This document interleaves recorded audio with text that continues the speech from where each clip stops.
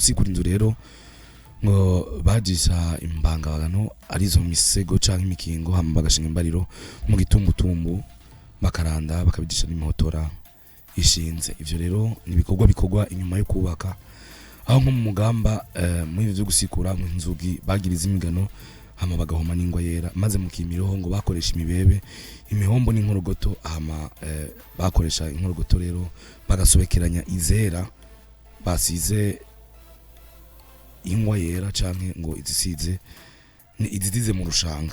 Ngo barindira rero mu dukingi bararindira rero ko inzu iza gukomera, hama bashira mu dukingi mu kingi nkuru, hakaba rero gakingo gaterekwamwe amazi, hakaba n'akagovyero n'akigohero imbere y'uruhimbi, hakaba n'imikingo ya mbere rero bwicaye akigirira ku buriri.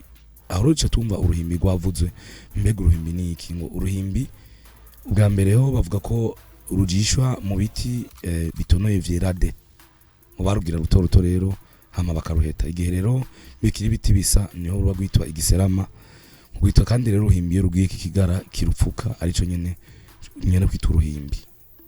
Baraheza rero bakubaka urusenge nago twovuga ko ari nk'uruhimbi ariko gogo ruba rugenewe ibindi, kuko bavuga ko barubaka rero urusenge gogo go gushingura kinkwi, hama bagatera rero n'amashiga yo guteka iziko ry'abana, hama bagatera iziko ry'abana batekera ko inkono yabo, hama hakaba rero n'iziko ryo haruguru mu mpete rya se na nyina, aho baheza rero ngo bagatekera indya zabo zoroshe. Kazoza FM, be your own boss.